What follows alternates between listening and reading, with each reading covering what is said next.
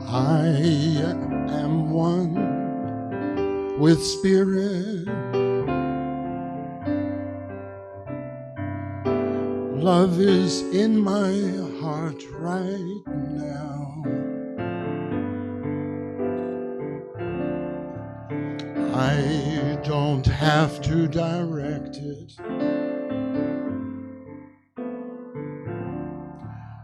I just let God show me how.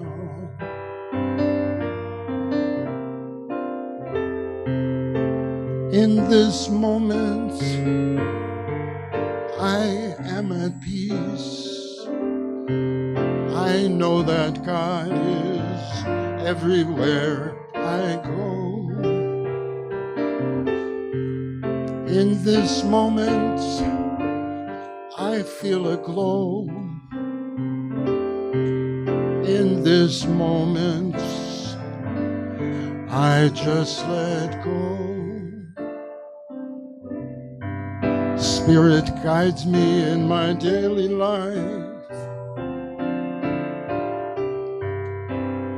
Peace is in my soul right now. No one can take this away. God is blessing me this day. In this moment, I am at peace. I know that God is everywhere I go. In this moment, I feel a glow. In this moment, I just let go. In this moment, I am at peace. I know that God is everywhere I go. In this moment, I feel a glow. In this moment, I just let go. And just stay in this place of deep connection with Spirit.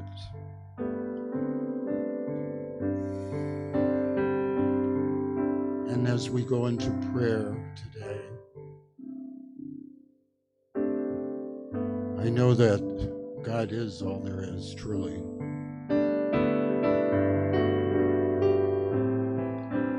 And I know that I am. And you are. And together, we are connected in the divine mind.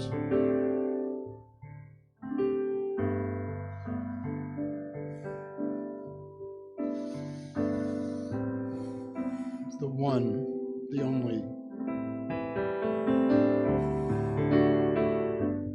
only presence. And I give thanks, just grateful thanks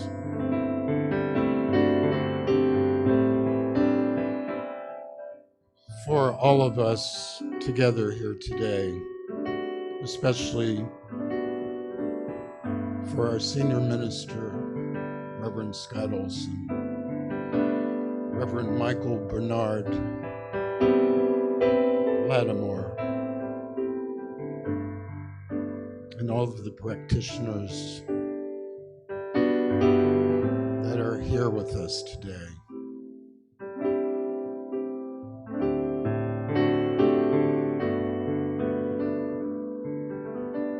And I know that the service today is blessed. I know that there is only perfection. I know that it is all the joy and love that we share in this moment. as we share the presence of Spirit. And knowing this is the truth,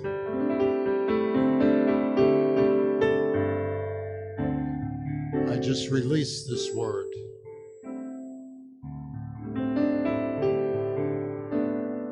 Let God. And together we just say, and so it is. Amen. Amen and amen. Ooh, we got a little bit of feedback going on. There we go. All right. So I'd like to go ahead and ask our singers to come on up. We have Connie Rouse and Stefana Dadas. And Harris is going to change our camera back to them. So we'll just be 1 second. Thank you, Chris, so much for that. I always love that piano along with the meditative process. So I'm looking forward to us doing that again as we come back and do something different with our meditation in the morning. Yeah. Okay. So are we a go, Chris, Harris? 1 second. There we go. All right. And take it away. Good morning, Ahiah. Lovely, lovely, lovely to be here with you. Happy Sunday. I have my precious friend Stefana here with me. I'm truly grateful for every Sunday that she can join me, and certainly truly grateful for the opportunity to be here with you, for the times that you allow us to share these Sundays with you. We'd like to do this song about being open to possibilities and being open to the good in your life and the God in your life.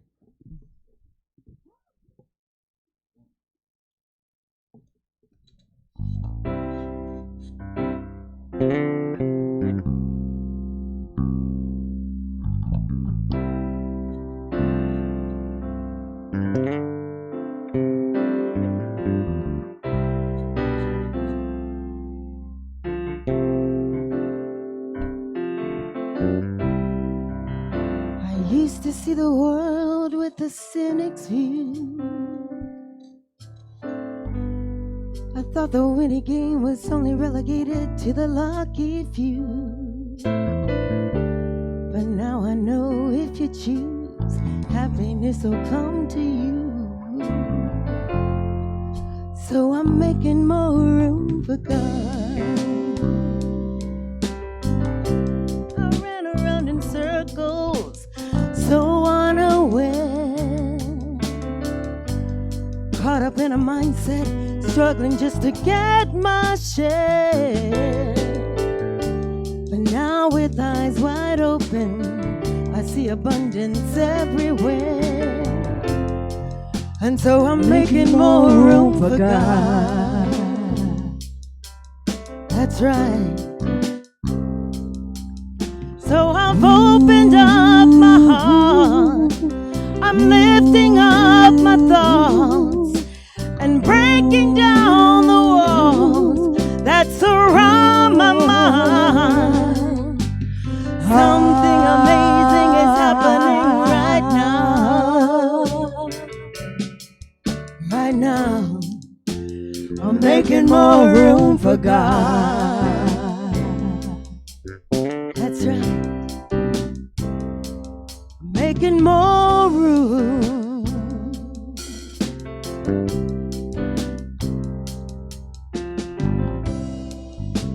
I never could imagine it could be the case. The years of pain and heartache have all now been erased. Now I know the meaning of amazing grace. And so I'm making more room for God. Standing at the crossroads, I've never felt so strong. When love has changed your life, you wanna pass it on. Keep growing growing in God, and you can't go wrong. Let's start making more room for God.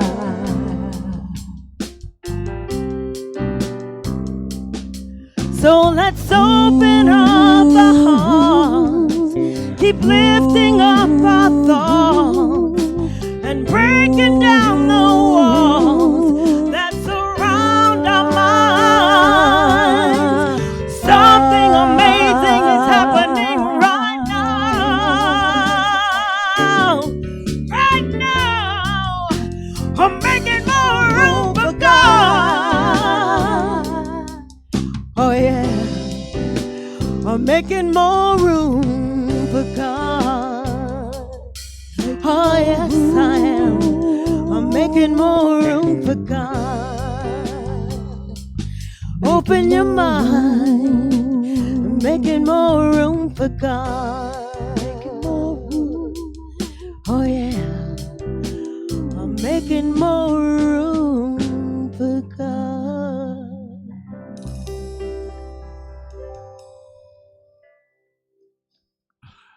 Yes, yes. Oh, thank you, Connie. Making more room for God. The lyrics of that song are a story in and of itself. You can just use that as your own talk material, I guess. So that follows along with our theme of open possibilities. It's the theme for March. We can make more room for God. We can open up the possibilities. You know, I want to start with that thought of opening to the possibilities by going back to something Ernest Holmes, the founder of this philosophy, said. He says, "There is no limit to the good which is mine." So when we ask that question, how much good can I have? The answer is all of it. That's the truth. All of it is ours already. We just have to accept it. And so we open ourselves to this possibility of an infinite universe, all being supplied to us. Last week, the talk title was Living in the Question, a High Idea. And I told you last week that we live in the question as Spirit creates out of the infinite. And so as we live in that question, as we just move through the question of our life, just what is open for me? What is the grandest divine idea for my life? As I am open to that question and open to the possibility of the infinite moving in through my lives, then we get to go with that. Nancy Thompson is one of our practitioners here at Ahiah, and we are so blessed. You know, for the size of our community, we have 10 practitioners, and 4 of them are emeritus. And what that means is that 4 of them have been practitioners for at least 20 years. And so we're very blessed in the depth of our practitioner body. And one of the things that Nancy Thompson says when she prays often is she says that God is plotting our good, just plotting our good as we walk through our lives. And so that's another way of looking at it, is we can open ourselves to the infinite possibilities that are around, knowing that we are supported by this life, by this power, this presence that we call Spirit or God, knowing that it is plotting our good. Now, you know, while it is plotting our good, what is it that we are supposed to be doing? Well, Nancy, we had a practitioner meeting yesterday, and she supplied me with the answer for that. She said that us, these students of this philosophy that we all are, you know, that there's a habit that we have, that we are presented with 2 doors, and on one door it says lectures on heaven, and on the other door it says heaven. And so often we choose to go through the door that says lectures on heaven rather than going through the door that says heaven. And we just need to change that attitude. We don't need any more lectures on heaven, really. Although I'm thankful you're here today. but the truth is are infinitely supported in just walking through that door called heaven. That's all we need to do. Just say yes. Just like Spirit says yes to us, we can say yes to Spirit and just walk through that door marked heaven.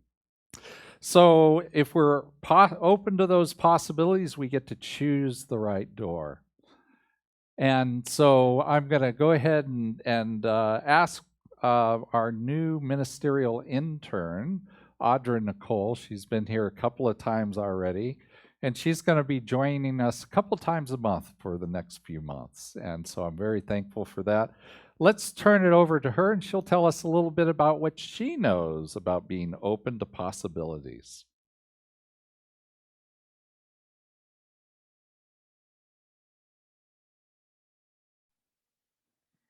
Good morning, Ahiah family. Audra Nicole here, checking in for this morning's Power Talk. I am so excited to be with y'all this morning. Here we are in the beautiful month of March, talking about being open to possibilities, which is one of my favorite topics of all time. I was really connected with this thing called being a possibilitarian a couple years ago. I'm not a possibilitarian anymore. I don't use the word as often, but I am certainly one that tries my best to stay open to possibilities at all times. This week, we are talking specifically about releasing and letting go. I was extra excited to get to speak to y'all today about this topic. Excuse my itchy eye there. That's not, oh well, that just happened. I am excited to talk about releasing and letting go because I just had a extremely profound experience with this that absolutely changed my life.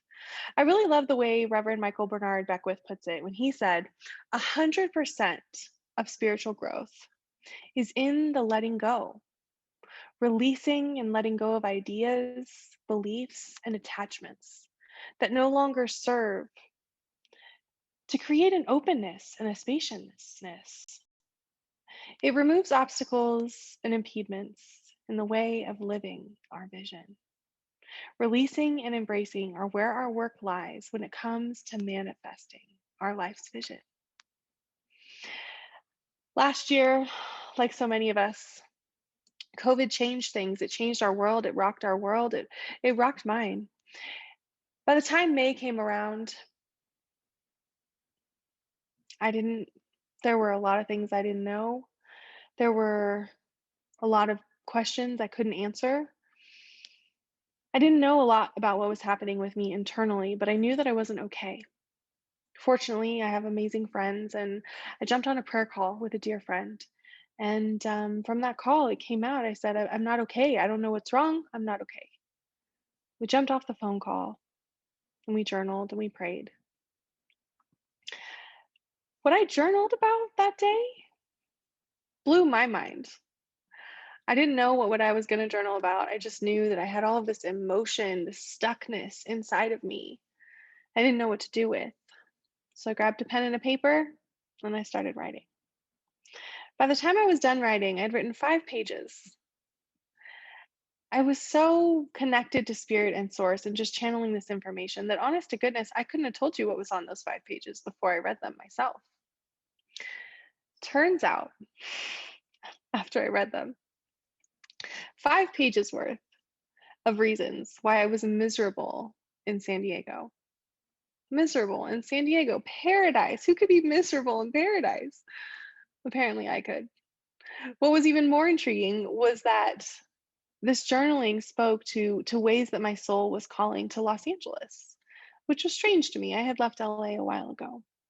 But it was calling for a greaterness, an expansiveness, a more hustle and bustle business, more people that were willing to do big things and big ideas. Spirit said, move to LA. So I called a friend and I had an opportunity to move to LA for a couple months. Now, in a global pandemic and uncertain times, it's kind of crazy to pack up and move somewhere that you only know you can be for 2 months. But I knew in my heart of hearts, because Spirit said, just get to LA, and I promise you, before it's time to go, you'll know where to go next. And Spirit wasn't wrong. Before it was time to leave LA, I had an opportunity to go to Oregon for a month, a place I'd never been, to be with family I hadn't seen in a long time. For a month, but what am I going to do when that month is over? Spirit said, don't worry. I'll tell you before it's time to go. That went on and on for a good 6 months before I landed here in Denver, Colorado. Since landing in Denver, Colorado, my business has exploded. Life has gotten very good. But more importantly, my soul is calmer in ways that I had missed for, I don't know, 3 years, 4 years, maybe longer. So today, as we talk more about releasing and letting go, I encourage you to listen to your soul's call for what is time to be released, what is ready to be let go of, and see what adventures await you. I love you, spiritual family, and I will see you all very soon. Happy Sunday. Oh, and happy daylight savings.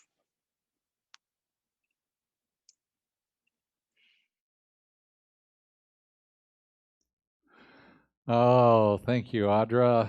That's wonderful. It's so nice to hear these stories of our lives as we move through them and move through recognizing that Spirit is guiding us as we're open to the possibilities. So, as Audra said, the talk title for this week is Release and Let God. Release and Let God. And I want to start with this idea of there are many ways in our lives where our lives are kind of like a dream. You know, it has a dreamlike quality, and there's a saying in the Talmud, and the Talmud is a book out of the Jewish faith that explains to you. In the Jewish faith, there are a lot of rules. You know, you have to do this and you have to do that, and the Talmud is a set of books that go and tell you, you know, a lot about that. So we're all recognize the 10 Commandments, and so let's say, how do you honor thy mother and father? Well, the Talmud would have thoughts about that in there that would talk about that. And one of the things that's in the Talmud that's showing on your screen right now is the dream not interpreted is like a letter from God not read. The dream not interpreted is like a letter from God not read. And so we recognize kind of in our lives this dreamlike quality, and sometimes in our lives, the way that life shows up is it's kind of foggy. You know, we get up and you know that quality in dreams where you get up and you know you've had a dream, but you don't really remember what it was? Sometimes our life can be like that. It can have this quality of, you know, what did I have for breakfast? I don't remember. It was 5 minutes ago. And, you know, we can get into that aspect of our lives like that, or we can live from an interpreted dream life. Also like an interpreted life itself. So just living in the possibilities is not enough. We have to interpret them. We have to let them process in us. So last week, we talked a little bit about visioning and how we let Spirit in through our intuition. And we're going to talk a little bit more about that in a minute, but those impressions that we get, they're like a dream and they have meaning. And we need to interpret those as we move through our lives. Interpret the vision. Audra Nicole's talk was a great one about listening to Spirit and allowing it to guide us. I try and do that every day, all the time. I try and have my antenna up so I can listen to Spirit. One of the things that we are asked to do in the visioning process is we're asked, what do we need to release in order to bring about or allow to happen that grandest divine idea that we're visioning for? And Michael Beckwith, tells us, and Audra Nicole mentioned that it's all about the releasing. Our moving forward is all about the releasing, because as we release the past and the way we've been, then we get to move forward in a new way. We get to allow Spirit to fill our lives with new possibilities. So the question then is, how do we release? How do we go about doing that? And I have a phrase I want to give you. We have to live in the liminality. Live in the liminality. Do you guys know what that word is? I didn't know what it was until I looked it up. But the liminality is a great word, and it has a root in Latin of limen, L-I-M-E-N, which means threshold. So when we live in the liminality, what they're talking about is living in the threshold, living between two states.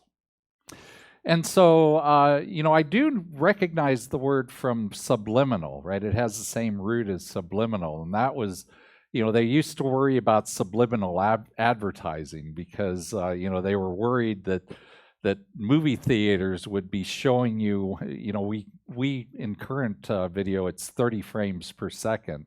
And so the idea is that maybe they would just throw 1 or 2 frames of popcorn up there on the screen so fast that you can't recognize it consciously, but you see it subconsciously, and you'd end up going and buying popcorn, right? That's the idea of subliminal. It means below the level of that threshold of consciousness. But what I'm talking about today is more along the lines of a rite of passage. And they talk about in a rite of passage, you're in the liminal state because when you walked into this rite of passage, you were one type of person. You were this person. And when you get done with the rite of passage, you're somebody new, somebody different. And so while you're in the rite of passage, you're somewhere in the between. You're on that threshold. So you can imagine yourself at your wedding, let's say. And before you started and you walked down that aisle and you're in front of the minister, and now you're in the middle of this rite of passage. And you've let go of that single life that was the truth of you before. And once you say I do and you get to kiss your partner, now you're going to be in married life and you're going to be titled as married. And so you need to have let go single in order to embrace married. And if you don't, well, that's probably going to be a pretty short marriage, don't you think?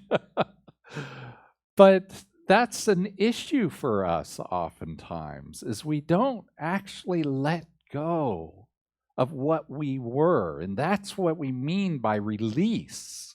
We need to release. We need to let go. We need to let God move us through into this new yet to be, into who we're becoming.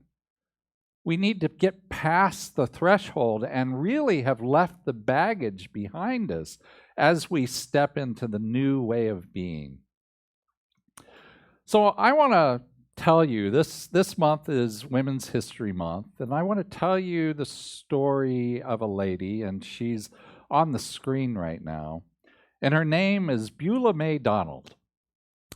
And Beulah May, I was watching, it's one of these things of listening to Spirit as you're kind of going along, and I was watching CNN the other day, and they had this little advertisement. They were going to have this biopic on Beulah May Donald, and I was like, who? I don't know that name.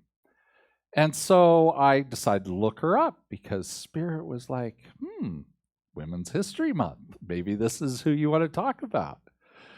And so I went and I read up about her, and I read a story that was published in the New York Times Magazine November 1st, 1987. So it's been a while, right, since she was in the news.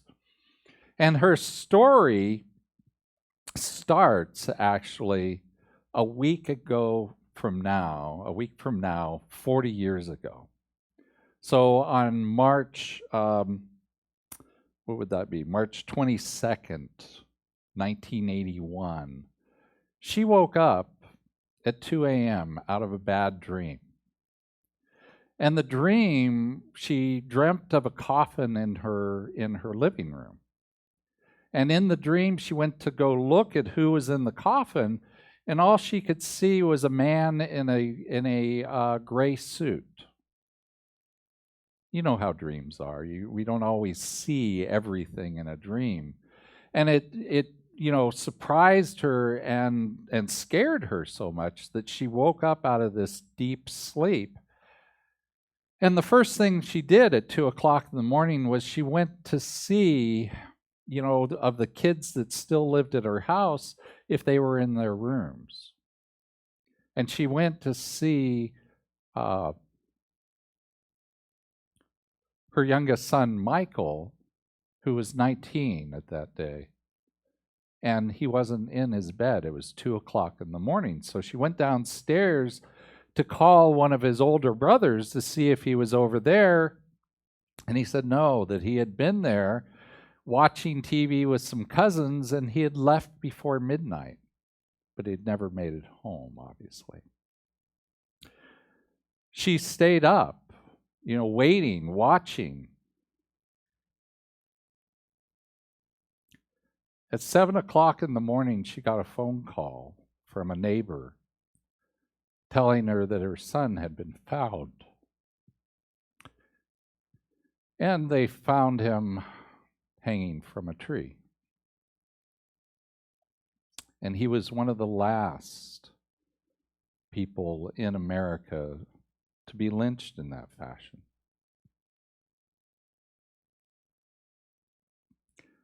Now, Beulah May, she was a single mother. She had 7 children, and she was fiery for her children. She believed that, she believed in love and religion as far as raising her kids. She took her kids every Sunday to church, and they got there in the morning, they stayed the whole day. And she said, in this interview, she said, "I'm a strong believer. I don't know about man, but I know what God can do." And so she is here in this impossible situation. And it takes 2 years for them to find out who killed Michael and to have a trial.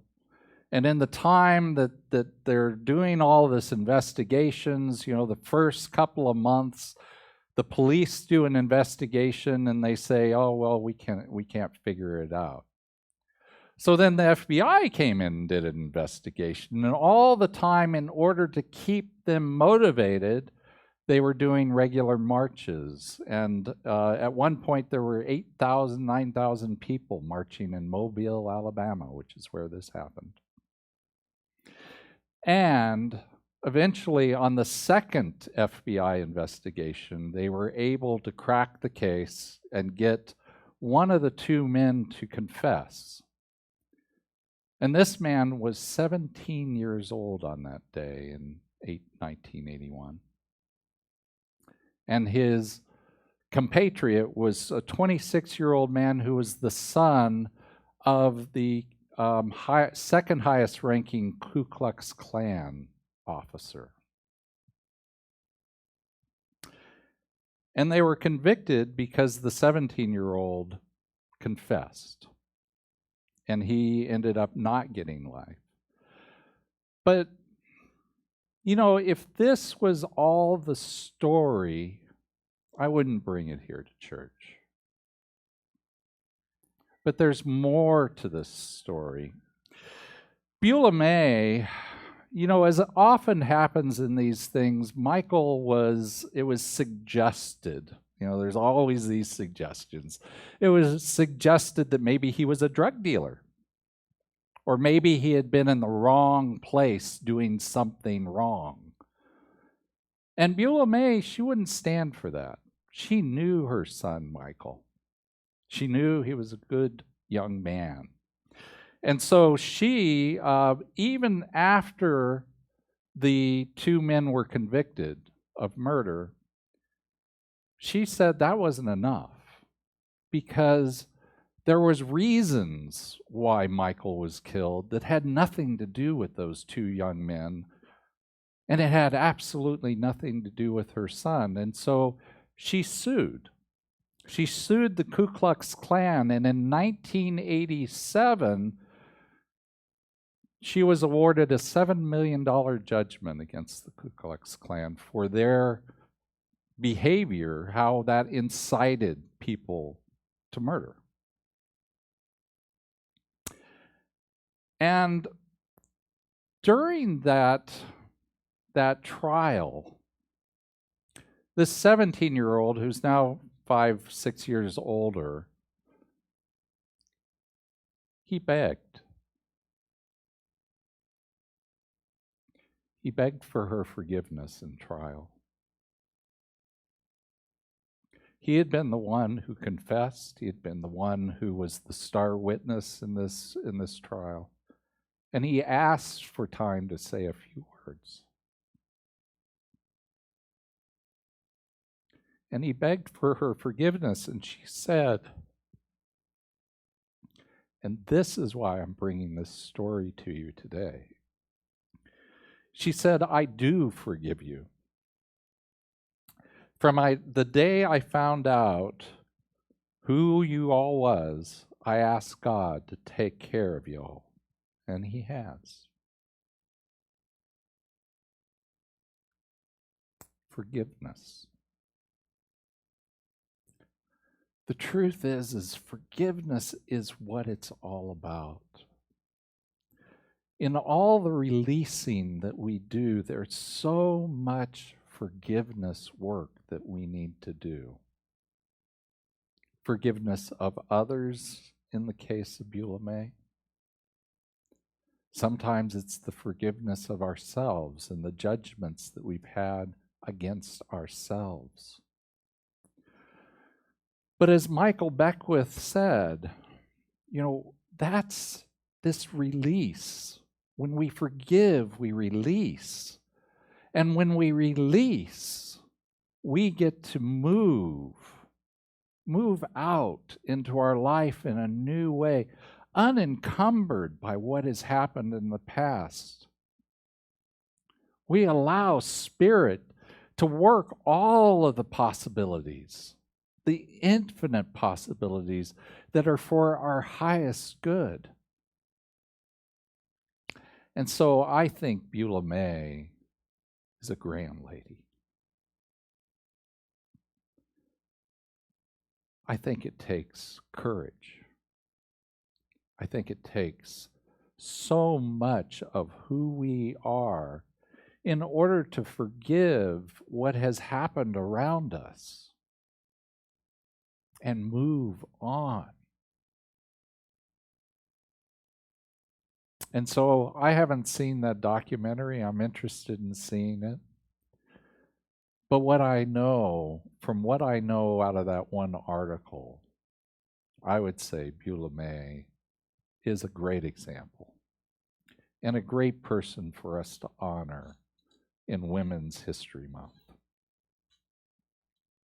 And so I'm going to leave you with an affirmation today, and it's showing on your screen. So if you would read it along with me.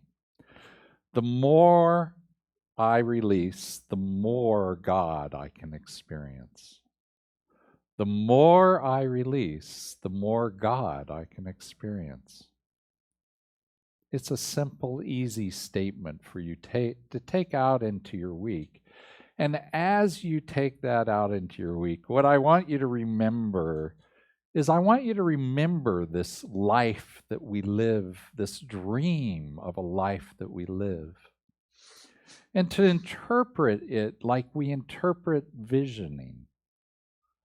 So often, I told you last week about this idea of a vision where we were coming together for Ahiah and Spirit Uncensored and how we were supposed to be together. Well, one of the things that we said there was a number of us came up with the color yellow. or yellow gold. And so, the way to move through your day in that way of being open to the possibilities is to go, as I'm walking through my day, where am I seeing yellow? Where am I seeing kind of a goldish yellow? How would that fit in with this new way of Ahiah and Spirit Uncensored collaborating? And so in your week, whatever you hear from Spirit, whether it's yellow gold in color or, watch this, look at this lady, Beulah May Donald. Whatever it is, go for that. Go with that. And then last of all, just forgive and let God, because that's really where the power is. And if you're not quite sure how to do that, as I always say, just let God guide you. Thank you, and namaste. And so now let's just anchor this in with a little bit of prayer.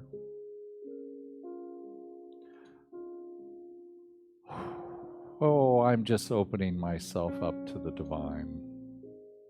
This life, this power, this presence, which is always here. I can feel the heartbeat of the universe right here, right now. I'm recognizing this life is all the life that there is. It's not God and anything. It's only God. It's only this one life moving through our lives and as our lives with ease and with grace. It's only God knowing itself as us and through us. And so we lie open to the possibility because we are the possibility. We are the life that God is moving through us and as us with ease, with grace, with joy, with love. And that plays out in our lives in so many wonderful ways. It plays out with our aha moments, these realizations that we have that just tell us how to move forward in a new way. Maybe it's Audra Nicole's path to Colorado, the whispering.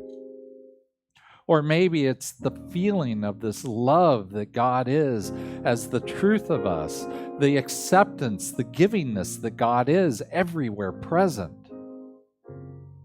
Or maybe it's the joy that God is filling our lives in this moment, to fill and overflowing with the joy of just being alive. Kelly, one of our practitioners, told me this week, she said, as I step into this new decade, a new decade of life, to know that every decade is better than the last. And that's such a great way of living our lives. And so I embrace that in this moment. I recognize that truth for each and every one of us, that our life going forward is better than the life that was back there. That I let go of the attachments to that life so that I can move forward in even grander splendor, in even more knowingness of the divine. And for knowing this to be the truth of my life and your life and all life, I just give thanks. And I release this prayer to the law, knowing that it's already fulfilled in the mind that God is. And I say life and God are good and very good. And together we say, and so it is. Amen and amen. And so now is the time for our conscious contributions. And so I know so many of you have already given online or with a check. And so I want to say thank you so much for all that you give. If you haven't given yet, we have a slide up on the screen right now that gives you 3 different ways of giving. The first is to go to ahiah.com/donate. and that will set you up for online giving. You can even do it in a recurring fashion. You can set it for weekly or monthly or however you want to set it up. Or you can text to give, and you text to give whatever amount you put in the text, and you text it to 616-229-2225. And it will ask you all the questions. It'll give you a link and ask you the questions if it's your first time.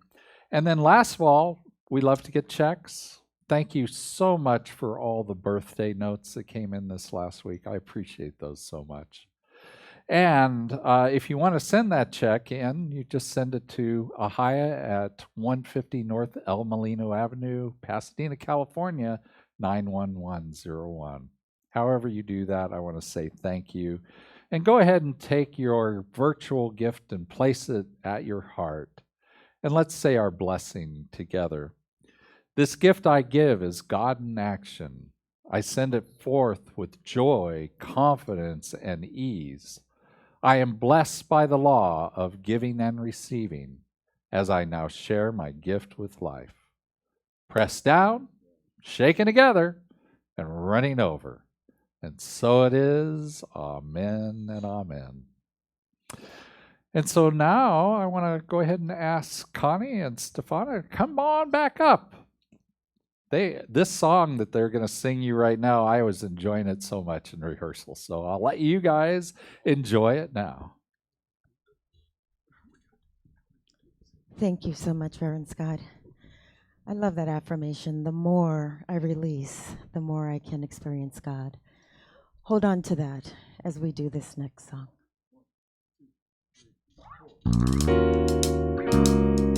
Hey, oh, hey, hey, hey, hey.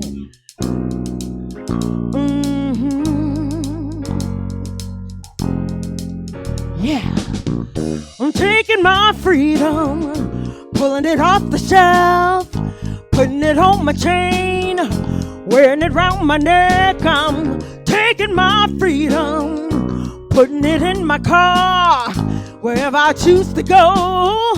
It will take me far. I'm living my life like it's golden, living my life like it's golden, living my life like it's golden, living my life like it's golden, living my life like it's golden, golden, living my life like it's golden, living my life like it's golden, living my life like it's golden, living my life like it's golden, living my life like it's golden, golden. I'm taking my freedom, putting it in my song, moving loud and strong, singing all day long. I'm taking my freedom, putting it in my stroll.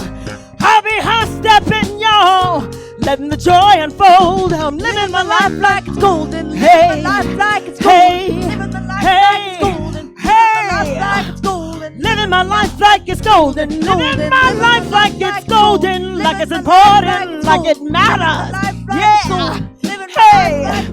Hey, hey, hey, golden, golden. I'm holding on to my freedom.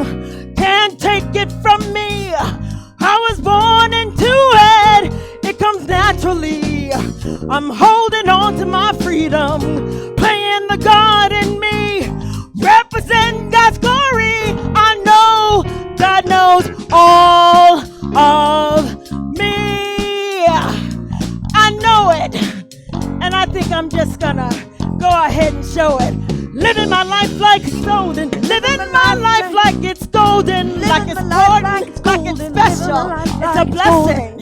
Hey, golden. Living my life like it's golden, golden, golden, golden, golden, golden. Living my life like it's golden, golden, golden, golden, golden, golden. Oh, I'm living my life like it's golden, living my life like it's golden, living my life like it's golden, living my life like it's golden, living my life like it's golden, golden.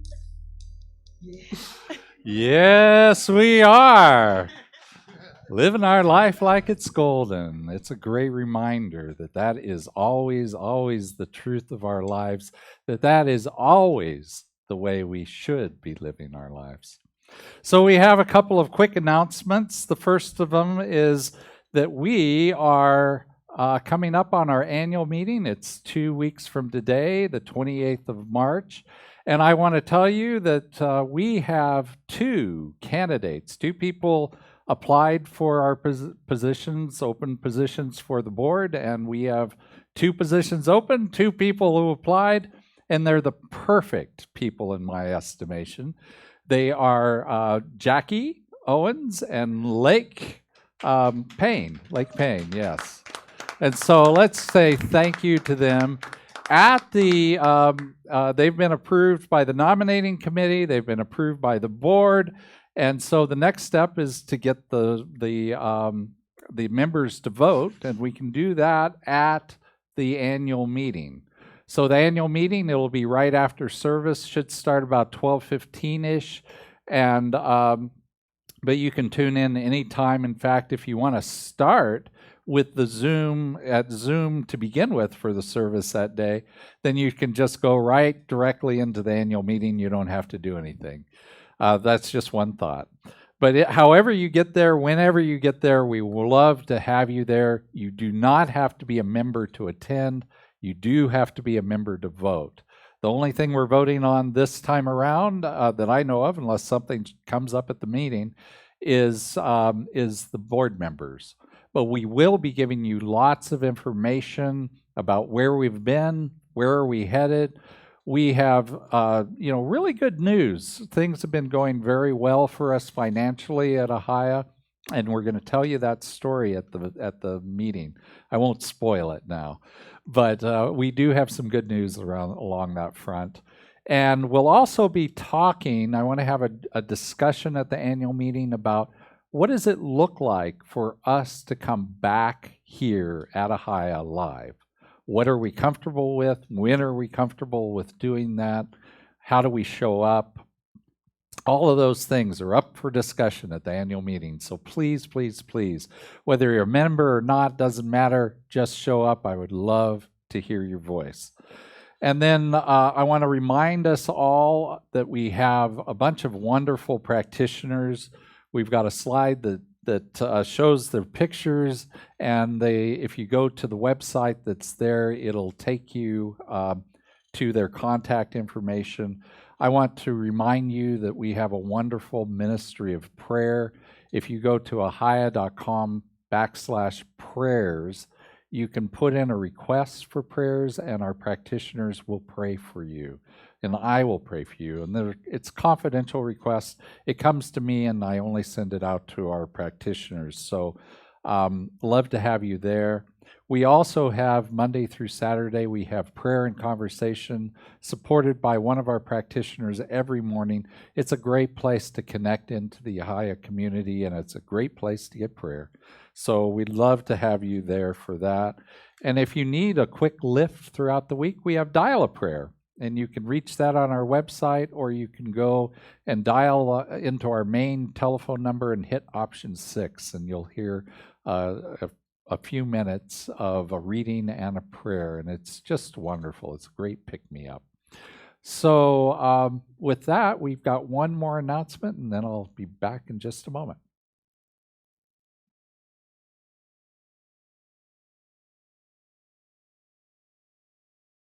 Good morning and God morning, Ahiah family. This is Reverend Karen Frost inviting you to an extra special Spirit Uncensored event featuring Ahiah's own Harris Silcott. In honor of Mixed Race Heritage Month, Harris and I will be discussing our experience of being mixed race in America. We'll be joined by Ashley Hippolyte and Sydney Seligman. All are welcome to listen or participate in the conversation. This Sunday Night Live event is today at 5 p.m. Pacific. The Zoom link can be found on the spirituncensored.org/events website. We will also be streaming on the Spirit Uncensored Facebook page. Hope to see you there. Hello, Ahiah. Hi, everybody. My name is Peter Bedard. I'm a practitioner here at the Ahiah Center for Spiritual Living. I love you guys. I wanted to invite all of you to come to our Ahiah Writers Group. It is the second Sunday of every month from 1 o'clock to about 3 o'clock. And we meet online in our Zoom family room. And you don't have to do anything, just show up. If you're interested in writing anything from poetry to lyrics to fiction or nonfiction, whatever it is, this is your place to actually be inspired and come write with us. Think of it like taking a yoga class. You don't need to be prepared to take the yoga class. You just have to show up.